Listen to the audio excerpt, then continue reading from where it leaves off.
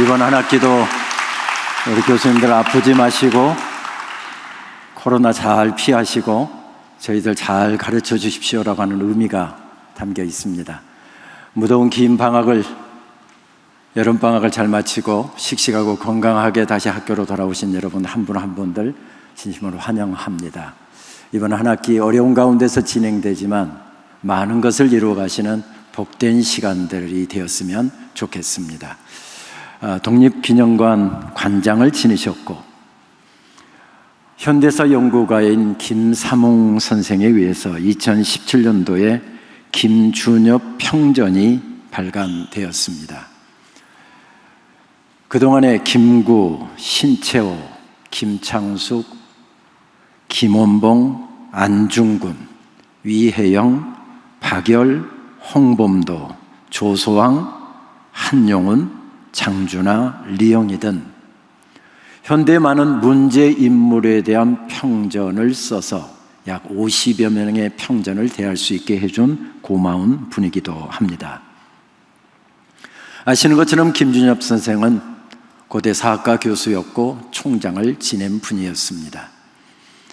역대 정부에서 총리나 장관으로 영입 1호로 늘 여겨졌지만 그는 모든 것을 다 거절하고 한 길, 오직 교육자의 길을 끝까지 걸어간 분이지요. 일본 게이오 기주쿠 대학에서 공부하던 중에 학도병으로 끌려갔습니다. 그리고 만주에 있던 일본군 스가다 부대에 배치를 받았습니다. 군율이 굉장히 심하고 또 엄격했던 부대 분위기 때문에 탈영병은 우리 부대는 한 명도 없다 자랑했던 부대였는데 그 부대의 제1호 탈영병이 되었습니다. 난 결코 일본 군대의 군인이 될 수 없다라고 하는 결심으로 생명을 걸고 부대를 탈출했습니다. 뒤늦게 탈출해 나온 장준하, 김영록 등과 육천리 길을 걸어서 천신만고 끝에 충칭에 이르게 됩니다.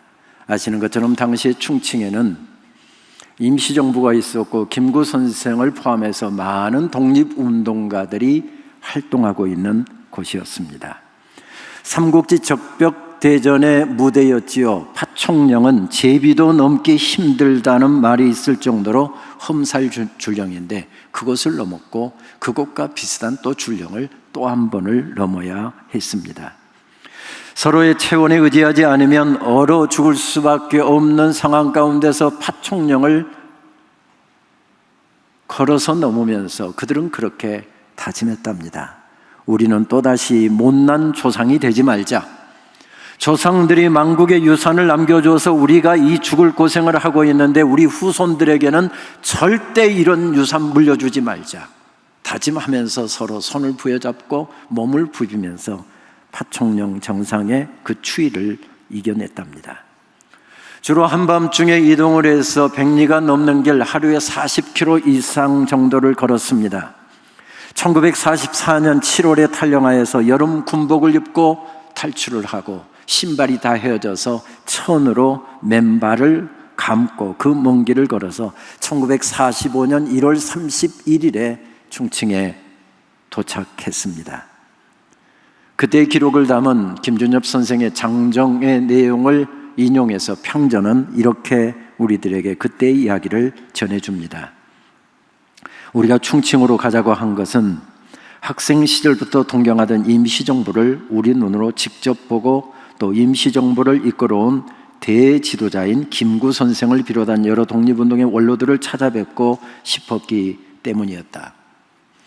임시정부나 강복군 총사령부를 우리 눈으로 확인할 뿐만 아니라 독립운동의 역사와 현 위치를 옳게 파악한 다음에 우리가 무엇을 하는 것이 가장 옳은 것인가 하는 결론을 내리고 싶었기 때문이었다. 우리의 하나밖에 없는 생명을 독립운동의 재단에 바치고자 하는 결심에는 추호의 변함이 없었지만 우리의 생명을 값어치 있게 가장 유효적절하게 바치는 것이 어떤 것인가 신념을 얻고자 함이었다. 이렇게 적고 있더군요. 하지만 김준엽 선생은 갑작스럽게 다가온 해방을 못내 아쉬워했습니다. 미 첩보부대인 OSS 첩보 훈련을 받았고 국내 정진군으로 국내 투입할 준비가 다 되었는데 갑작스럽게 해방이 되고 만 것입니다. 몇 사람이라도 참전을 해서 그곳에서 활동을 했다고 한다면 2차 세계대전 참전국으로 대우를 받으면서 한반도 미소 분할 통치를 결정할 때 목소리를 낼 수 있었을 텐데 그러지 못한 것을 아쉬워한 때문이었습니다. 평생 독립을 위해서 목숨을 걸고 싸운 임시정부 요원들이 그렇게 개인 자격으로 한국하는 수모도 겪지 않았을 것이기 때문이었습니다. 더 좋은 조국, 더 좋은 해방을 열망했다는 말이겠지요. 그렇습니다. 우리가 지금 살고 있고 누리고 있는 조국은 그냥 주어진 것이 아니라 누군가 이런 사람들의 헌신이 있고 열정이 있었기 때문에 세워진 것입니다. 그것은 교회도 마찬가지입니다.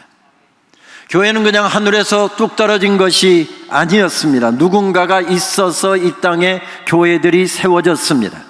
생명을 걸었던 이들, 젊음을 바쳤던 누군가가 있었기에 가능한 일이었습니다.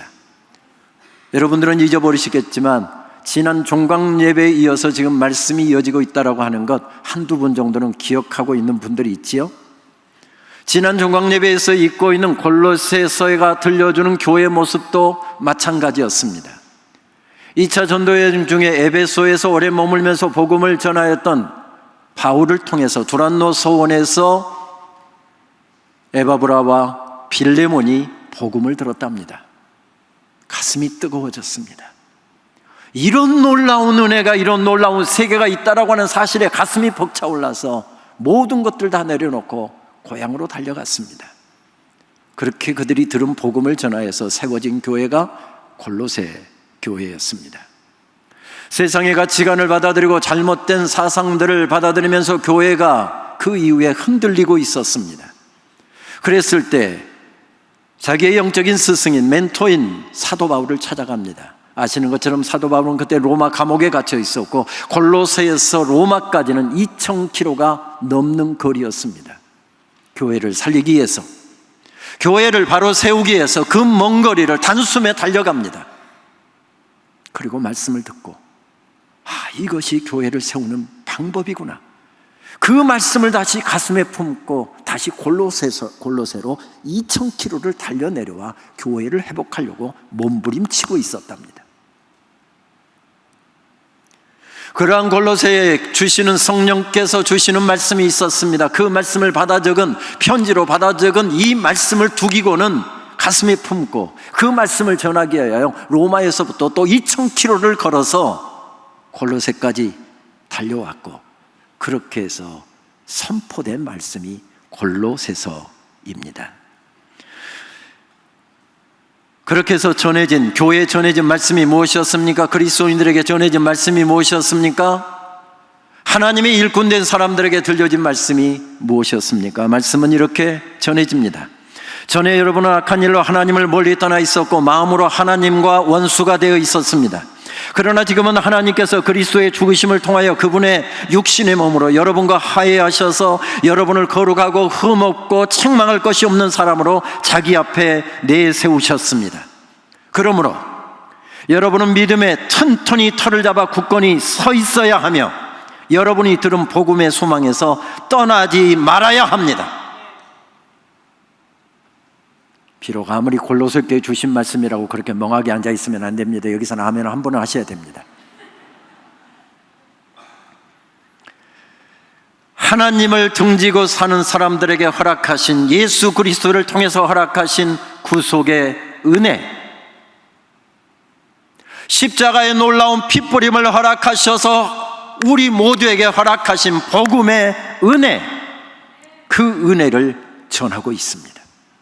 그 은혜를 입은 사람들은 아무리 죄인이어도, 아무리 추해도, 아무리 부끄러운 과거를 가지고 있어도 당당히 하나님의 보좌 앞으로까지 달려나가서 천지의 대주제가 되신 하나님을 향하여 감히 아버지라고 부를 수 있게 만든 그 은혜, 지금 그 은혜를 전하고 있습니다.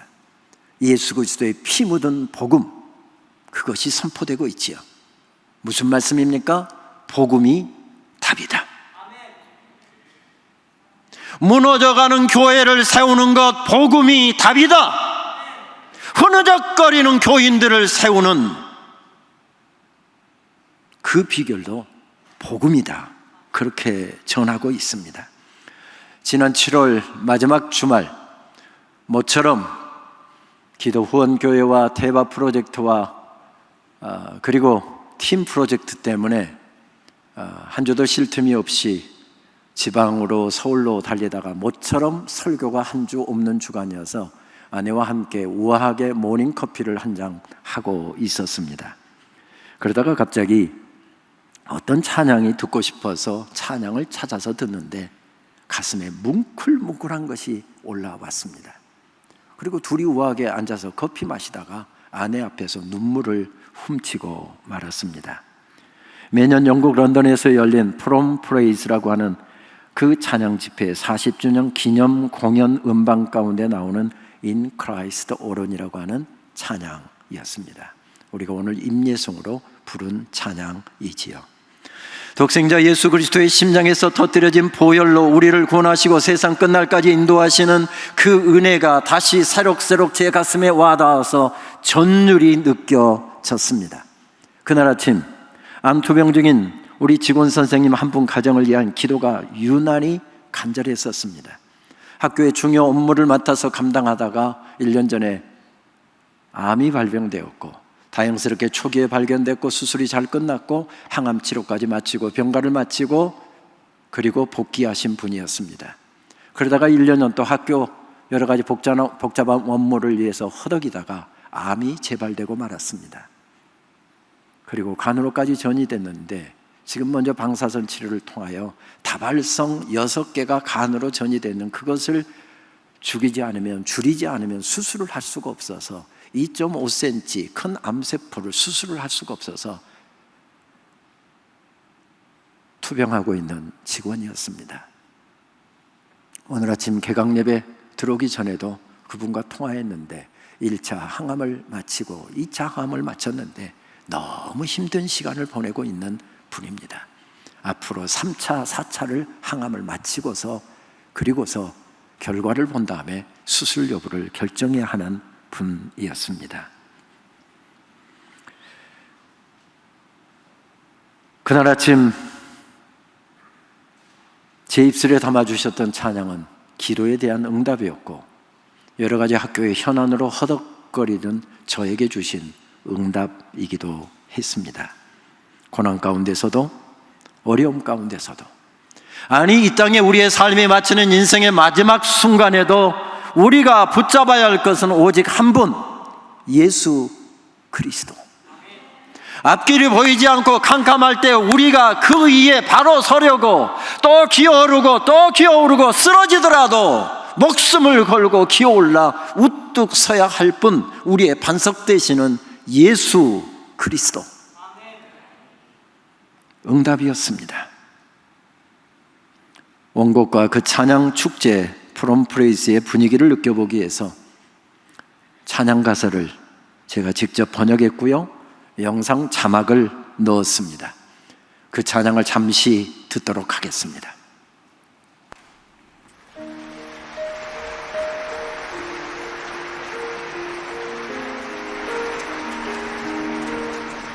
In Christ alone, my hope is found. He is my light, my strength, my song.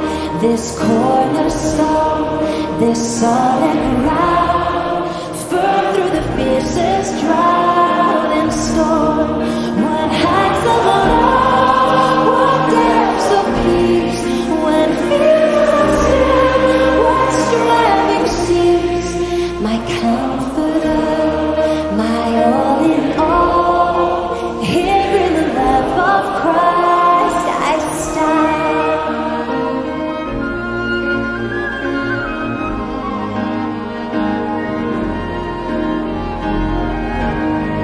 In Christ alone, who took on flesh, fullness of God in helpless babe. This gift of love and righteousness, scorn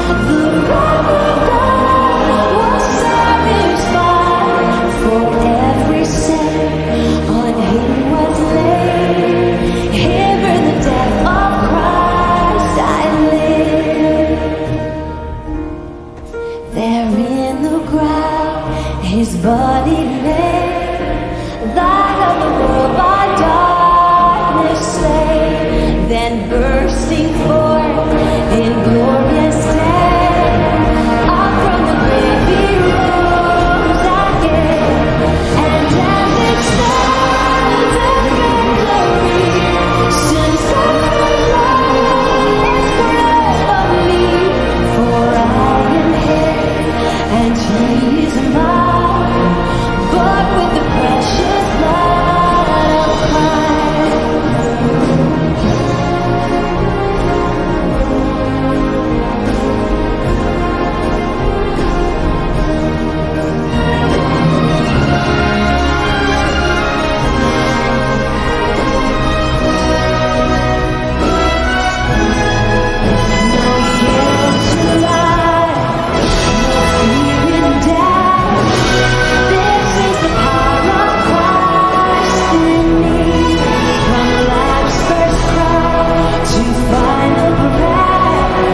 Jesus commands my destiny, and no power of hell, no spirit of man can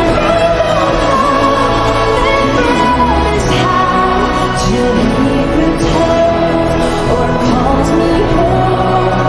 Here in the power of Christ I stand, and no power of hell, no spirit of man can His hand till He returns or calls me home. Here in the power of Christ I stand.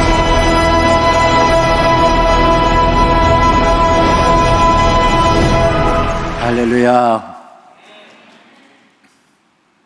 삶이 어렵습니다. 광야길입니다.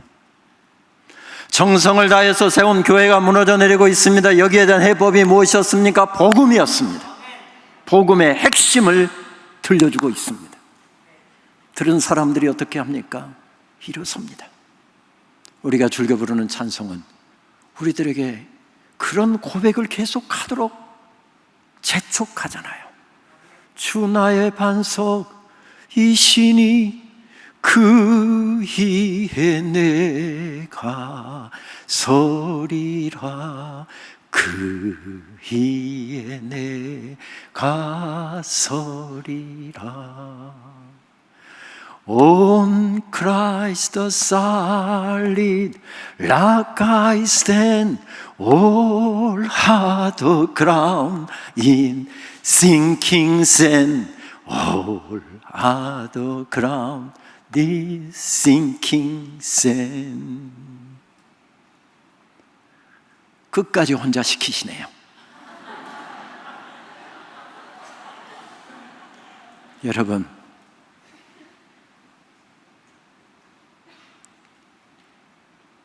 복음을 들은 사람들 속에 이 고백이 희미해지면 나도 죽고 교회도 죽습니다. 나도 망하고 교회도 망하게 될 것입니다. 이 고백, 이 복음의 핵심, 내 인생의 견고한 반석이 되시는 주님 위에 나는 설 것입니다. 다른 모든 것들은 이 땅에 산 마치는 그날 다 놓고 갈 것입니다. 그렇습니다. 말씀은 복음을 통해서 형성된, 그 이어서 우리들의 정체성을 알려줍니다. 말씀은 이렇게 이어지지요. 이 복음은 하늘 아래 있는 모든 피조물에게 전파되었으며 나 바울은 이 복음의 일꾼이 되었습니다. 복음의 일꾼이 되었습니다. 이제 나는 그리스도의 남은 고난을 그분의 몸 곧 교회를 위하여 내 육신으로 채워가고 있습니다. 나는 하나님께서 여러분을 위하여 하나님의 말씀을 남김없이 전파하게 하시려고 내게 맡겨주신 사명을 따라서 교회의 일꾼이 되었습니다. 자기 정체성을 어떻게 확인합니까? 고난 가운데서, 감옥 가운데서, 끝나가는 인생길 가운데서 어떻게 자기의 정체성을 확인합니까? 복음의 일꾼, 교회의 일꾼. 감옥에 있어도, 고난이 와도, 죽음이 와도 흔들릴 수 없는 나의 정체성, 나는 복음의 일꾼, 나는 교회의 일꾼. 혹 상황이 어렵다고 길을 접으려고, 이 길을 접으려고 하신 분들 있으십니까? 깊이 생각해 보십시오. 깊이 생각해 보십시오. 복음에 대한 확신이 없거나 내가 무엇을 위해서 부름받았는지 나 자신에 대한 정체성이 흔들리거나 약하기 때문입니다. 이런 상황에서 바울은 전혀 흔들리지 않았을까요? 성경 여기저기에 기록된 내용을 보면 사도 바울도 흔들렸습니다. 저는 올해 목사된 지 35년째를 살고 있습니다. 목사로 35년을 살고 있으니까 저는 지금 흔들리지 않을까요? 수없이 흔들립니다. 그래서 더 엎드립니다. 그래서 주님을 더 바라보려고 합니다. 그래서 더 성경 속으로 들어가려고 합니다. 그래서 고린도전서 13장 말씀이 이 땅의 모든 삶을 마치고 나면 그날 주님 앞에 섰을 때 얼굴과 얼굴을 맞대고 확실하게 설 수 있을 것 같아서 그날을 사모하기도 합니다. 언젠가 마음이 힘들 때 읽은 정호승 시인의 시가 참 위로가 되었습니다. 그 시구에 붙은 노래가 늘 종종 나도 모르게 내 입술에서 터져나올 때가 있습니다. 흔들리지 않고 피는 꽃이 어디 있으랴. 이 세상 그 어떤 아름다운 꽃들도 다 흔들리면서 피었나니, 흔들리면서 줄기를 곧게 세웠나니, 흔들리면서 꽃망울 고이 고이 맺었나니, 흔들리지 않고 가는 사랑이 어디 있으랴. 흔들릴 수 있답니다.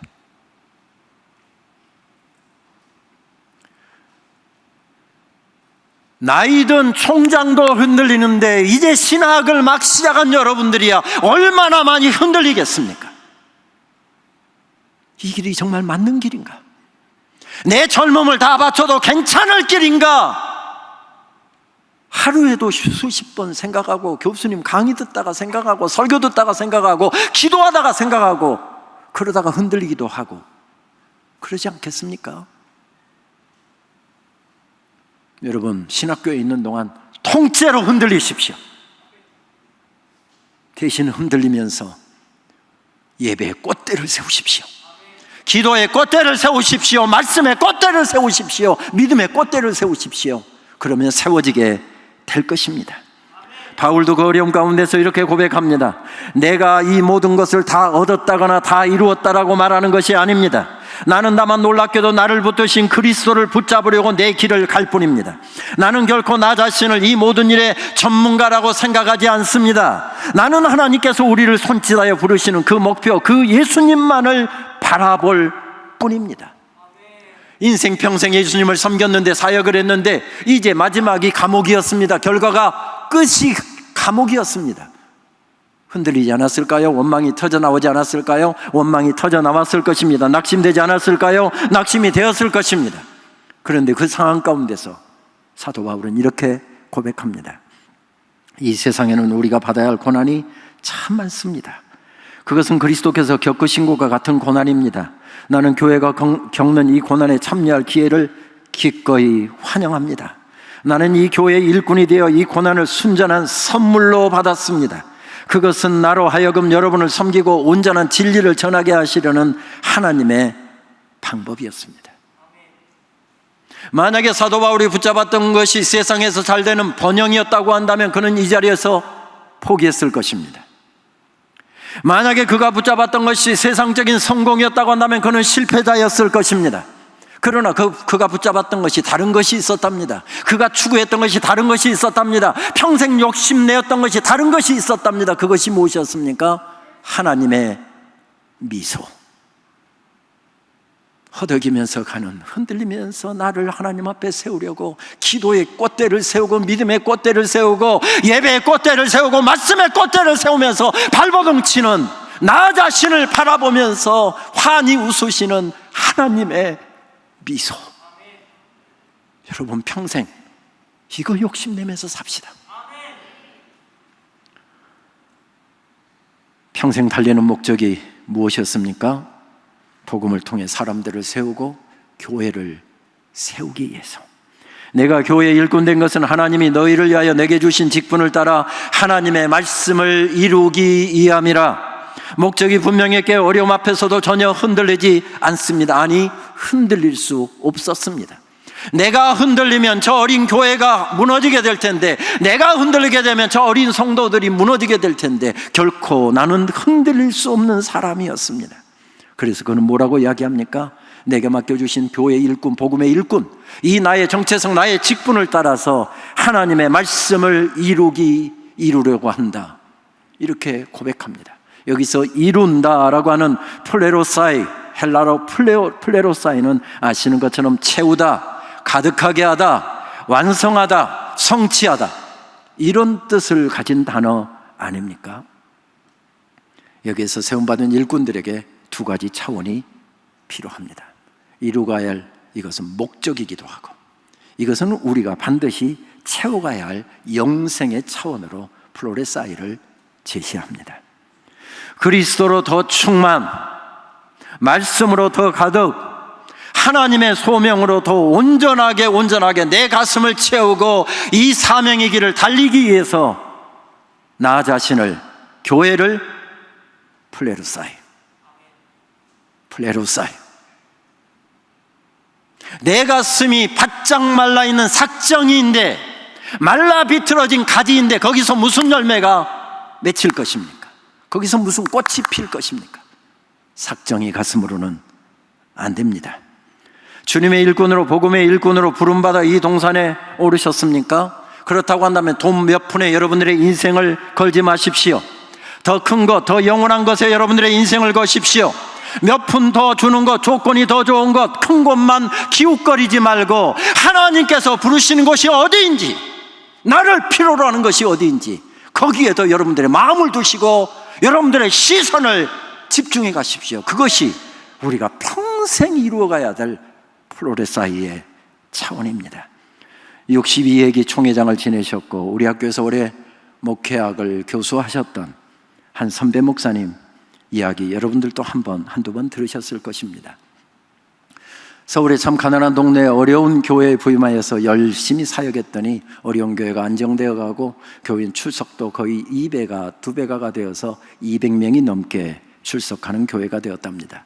그렇게 교계에 목회 잘하는 목사로 소문이 나니까 200명 출석하는 교회 목회하고 있는 그 목사님을 800명 정도 출석하는 교회에서 담임 목사님으로 청빙하려고 청빙제의가 들어왔답니다. 장로님들이 그것을 알고서 그렇게 와서 이야기하더라지요. 큰 교회 가시면 사례비 더 많이 드리겠지요. 우리도 당장 다음 달 당회 열어서 목사님 사례비 올려드릴 테니까 그 교회 가지 마십시오. 장로님들이 붙잡았답니다. 그때 목사님이 그렇게 대답했다지요. 저는 우시장의 소가 아닙니다. 우시장의 소는 돈을 더 많이 주는 사람 쪽으로 끌려갑니다. 그런데 나는 우시장의 소가 아닙니다. 무슨 이야기죠? 복음으로 더 충만해지고 지금부터 걸음걸음을 소명에 이끌려 걸어갈 때 이러한 차원은 우리도 가능해질 것입니다. 이번 학기에도 성경을 더 가까이 하십시오. 예배에 더 집중하십시오.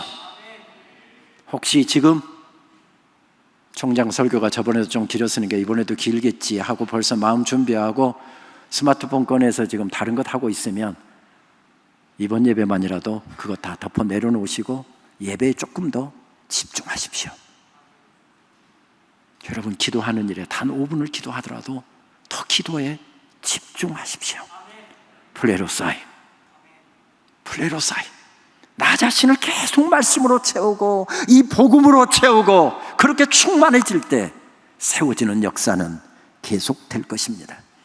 20살의 한 젊은 목사가 스위스의 작은 마을인 자펜빌에서 목회를 시작했습니다.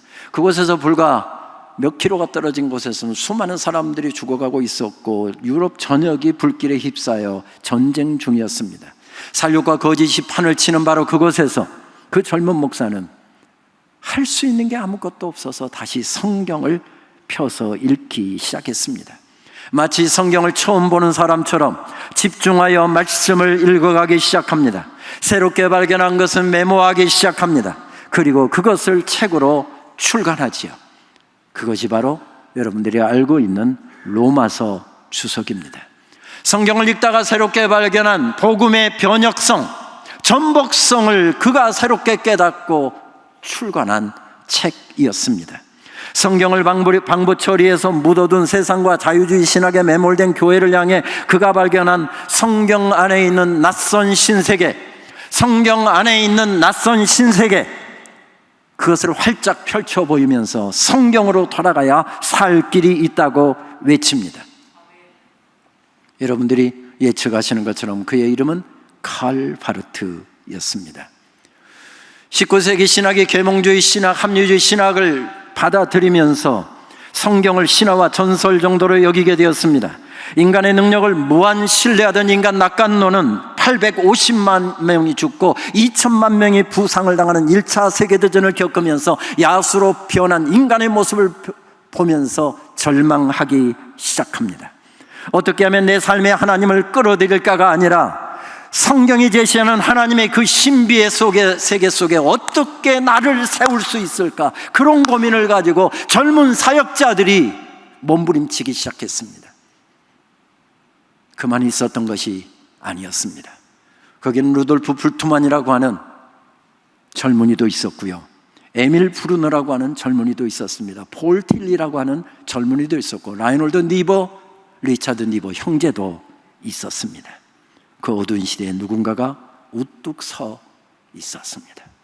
그때 세워지는 역사는 폐허에서부터 다시 시작됩니다. 먹을 것이 가득 채워져 있는 한 창고에 남녀 무리가 있었습니다. 그들은 그곳에서 태어났고 그곳에서 자랍니다. 그들이 삶을 영위해가는데 필요한 모든 것들이 그곳에 있었습니다. 그곳에는 출입구도 없었고 한번 그곳에서 태어나서 죽는 때까지 그곳을 벗어날 수가 없었습니다. 다만 그곳에는 작은 창문이 하나 있었습니다. 먼지가 새까맣게 끼었고 거무줄이 끼어서 아무도 그 창문에 대해서 관심을 갖지를 않습니다. 그런데 어느 날 먼지가 잔뜩 끼어있는 그 누구도 창문을 통해서 밖을 바라보지 않았는데 한 아이가 그 창문을 통해서 세상을 바라보기 시작합니다. 세상 사람들을 구경합니다. 세상 사람들을 보니까 다 이를 쳐다보고 있더랍니다. 그래서 그 아이도 흉내를 내서 이를 쳐다보았더니 보이는 것은 창고의 천장밖에는 없었습니다. 바르트가 전하는 유명한 비유의 이야기이죠. 바르트는 이 비유의 끝자락에서 이렇게 설명하더군요. 전적으로 낯선 하나님의 세상이 끝도 없이 우리 위로 펼쳐지고 있지만 우리는 그것을 바라보지 않는다. 우리는 그것을 바라보지 않는다. 여러분 아십니까? 우리가 볼 수 있는 능력이 없어서 우리는 먹을 것에 갇혀있고 삶의 조건에 갇혀있고 삶의 환경에 갇혀있기 때문에 우리는 하늘을 바라볼 수가 없어서 예수 그리스도께서 이 땅에 내려오셔서 우리들의 천장을 걷어내시고 우리들이 볼 수 없는 모든 세계를 걷어내신 것 알고 계십니까? 그렇습니다. 묶여 있었던 우리들을 풀어내 놓으셨습니다. 그것을 깨달은 몇 아이들이 창고의 한쪽에 출구를 내고 바깥 세상으로 나갔답니다. 그리고 그들이 보았던 세계, 그들이 보았던 가슴 벅찬 그 놀라운 세계를 돌아와서 그 창고에 머물고 있는 사람들에게 전했답니다. 그랬더니 듣지 않습니다. 비웃습니다. 철부지들이라고 이야기합니다. 그러나 그들은 그들이 보았던 세계를 끝까지 외치고 있습니다. 오늘 콜로새서 1장 말씀은 이것을 비밀이라는 단어를 사용합니다. 저번 설교에서 말씀드렸던 것처럼 헬라어는 미스테리온을 사용하지요. 비밀이라는 단어보다도 예배학적으로 설교학적으로 보면 오히려 그것은 신비라고 번역하는 것이 더 여러 가지 분위기 속에서 맞을 것 같습니다. 신비, 하나님의 신비, 하늘의 신비, 그 세계로 들어가자고. 내가 알지 못하는, 내가 낙관하고 있는, 신학이 낙관했던 그 세계가 아닌 또 다른 세계가 펼쳐지고 있다고 손을 붙잡고 일으켜 세워서 바르트로 하여금 바로 성경의 세계 속으로 들어가도록 만든 사람은 사도 바울이었습니다. 어거스틴이었습니다. 그래서 성경의 세계로 달려갑니다. 그는 한 책의 사람이 되었고 그 말씀에 의해서 형성된 사람으로 평생을 달립니다. 그가 보았던 그 세계를 어떻게 이 세상 속에 들려줄 것인가 고민하면서 쓴 책이 The Word of God and the Word of Man이라고 하는 유명한 칼바르트의 설교학의 고전과 같은 책입니다. 그렇습니다. 우리는 한 꿈의 사람들입니다. 예수 그리스도의 피 묻은 십자가의 복음 위에 교회를 세우고 사람들을 세우고 이 무너져가는 타락한 세상을 세우겠다고 나선 사람들입니다. 피 묻은 십자가의 복음, 이 복음이 아니면 우리는 살 이유가 없어지고 이곳에 머물 이유가 없는 우리는 복음의 사람들입니다. 우리 머리로 다 알 수 없어서 하나님께서 끝없이 계시해 주십니다. 그래서 우리는 성경 속으로 성경을 더 잘 이해하고 더 잘 설교하고 더 잘 가르치고 그 세계를 더 잘 보여주기 위해서 우리는 이번 학기도 각 강의실에서 몸부림칠 것입니다. 이 학교는 헌신자들에 의해서 세워졌습니다. 26살 생일날 아침에 40여일의 긴 항해를 마치고 이 땅에 첫 발을 디딘 사람이 70세가 훨씬 넘을 때까지 이 학교를 가슴에 품고 몸부림치면서 세웠던 그 학교 위에 우리는 그 전통 위에 서 있습니다.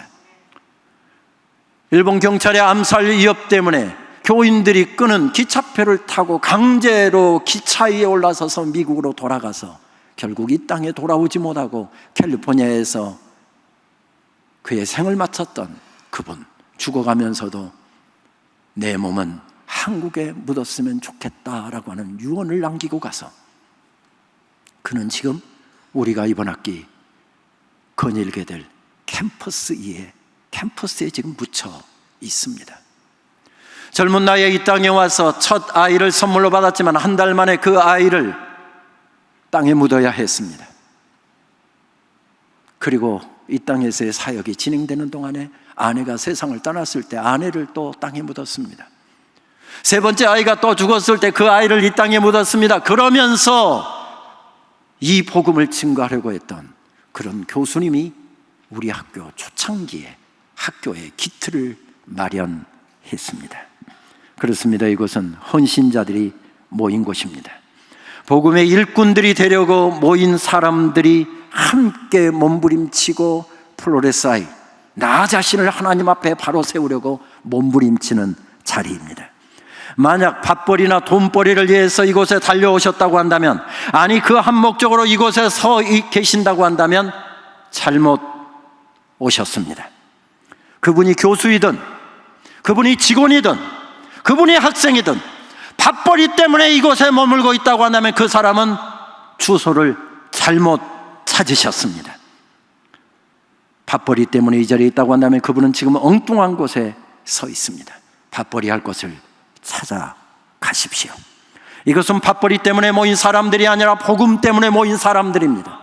우리의 다 알 수 없는 하나님의 놀라운 신비, 하나님께서 보여주신 그 신비의 세계, 우리가 보았기에, 누렸기에, 맛보았기에 그 세계를 전하기 위해서 우리는 모여 있습니다. 121년 동안 달려오는 동안 어렵고 캄캄했던 날들이 우리 학교에도 참 많이 있었습니다. 하지만 복음의 일꾼을 세우는 일은 포기하지 않았습니다. 그렇게 세움받은 사람들이 그 길이 가난하고 배고프고 어려운 길이지만 목숨을 내놓고 달렸습니다. 그리고 그렇게 배운 사람들이 목숨을 내놓고 달려가 교회를 세웠더랬지요. 무엇 때문에 여기 서 있습니까? 무엇을 보려고, 무엇을 얻으려고 이곳에 나오셨습니까? 화려한 옷입니까? 화려한 차입니까? 화려한 건물입니까? 화려한 길입니까? 그렇다고 한다면 잘못 오셨습니다. 이것은 복음으로 가슴이 붉어진 사람들이 그 복음의 신비를 이 어두운 세상에 펼치기 위해서 모인 사람들의 공동체이기 때문에 그렇습니다. 이번 학기 플레로사이, 이 복음의 신비로, 말씀으로 여러분들의 가슴을 더 채워가십시오. 이 말씀을 준비하는 동안 계속해서 맴돌았던 찬양이 있었습니다. 말씀이 보여주는 세계, 성찬이 보여주시는 세계를 어쩌면 이렇게 아름답게 보여줄까 생각이 돼서 말씀을 준비하는 내내 따라 불렀습니다. 이것은 하나님의 신비를 전하기 위해서 달려온 복음의 일꾼들의 주제곡이구나 하는 생각이 들었습니다. 엎드려 경배의 십자가 발 앞에 날 향한 그 자비 이제는 더 이상 정죄함 없으리 날 덮는 그 보혈. 엎드려 경배의 십자가 발 앞에 날 향한 그 자비 이제는 더 이상 정죄함 없으리 날 덮는 그 보혈. 주의 자비 바다처럼 깊어 찬양의 할렐루야. 우리 다 함께 일어나시겠습니다. 먼저 선창자가 고백하도록 하겠습니다.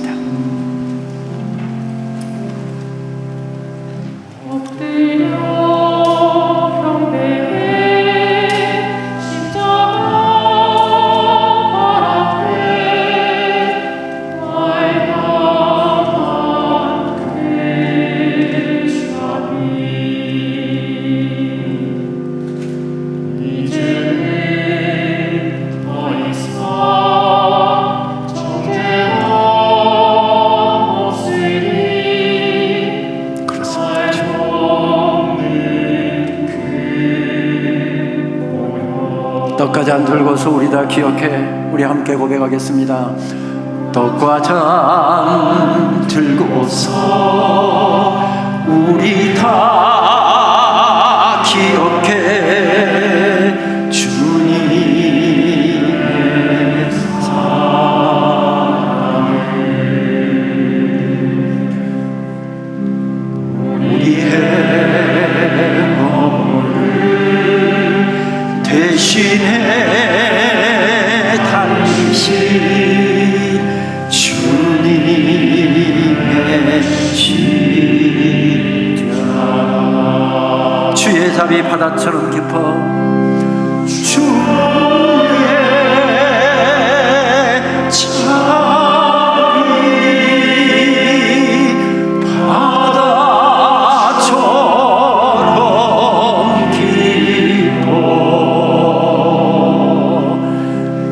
찬양해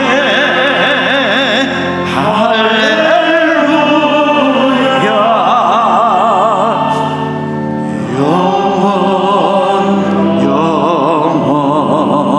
영원토록 우리 두 손을 높이 드시고 놀라우신 주의 자비 빠른 템포로 하겠습니다.